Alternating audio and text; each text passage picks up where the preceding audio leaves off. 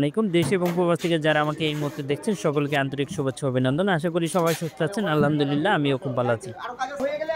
আজকে দেখতে পাচ্ছেন ইতিমধ্যে যে বাংলাদেশ থেকে যারা ইন্ডিয়াতে প্রোডাক্ট পাঠাতে চাচ্ছেন তাদের জন্য আমি বলব যে আপনারা চাইলে খুব কম সময়ের মধ্যে বাংলাদেশ থেকে ইন্ডিয়াতে যে কোনো প্রোডাক্ট আপনারা পাঠাতে পারবেন। শুধু তাই নয়, ইন্ডিয়া থেকে যারা আনাতে চাচ্ছেন বিশেষ করে কসমেটিক থেকে শুরু করে যে কোনো আইটেম অবশ্যই আমাদের মাধ্যমে চাইলে আপনি আনাতে পারবেন।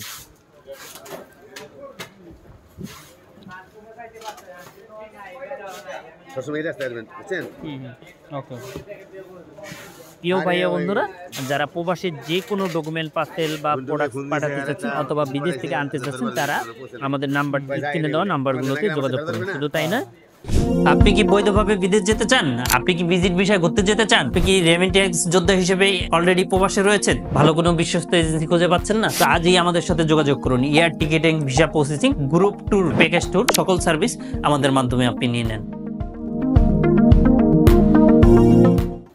আরো একটি বিষয় আমি আপনাদেরকে জানিয়ে রাখি যে আসলে আমরা কিন্তু আপনার বাসা থেকে পিক করে নিব। অনেকে জানতে চান যে আসলে এটা কি বাসা থেকে আমরা পিক করে নিব কিংবা আপনাকে অফিসে এসে দিয়ে যেতে হবে।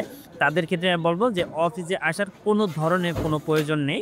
আমরা আপনার বাসা বা অফিস থেকে গিয়ে কিন্তু আপনার পিক করে নিব। তো অবশ্যই আমাদের নাম্বারটিতে কল দিয়ে আপনি বিস্তারিত জেনে নেন ইনশাআল্লাহ।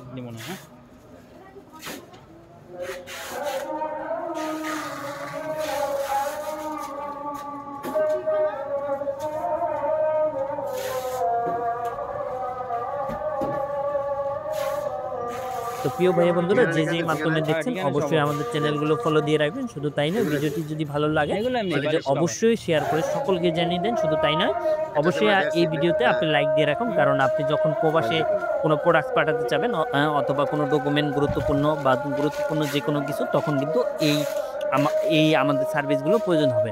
সুতরাং অবশ্যই লাইক দিয়ে আপনি আমাদের পাশে থাকুন এবং নিত্য নতুন ভিডিওগুলো আপনি চাইলে পেতে পারবেন। তো থ্যাংক ইউ সো মাচ। আবারও দেখা হবে, আবারও কথা হবে নতুন কোনো ভিডিও নিয়ে। সেই পর্যন্ত সবাই ভালো থাকবেন। আসসালামু আলাইকুম।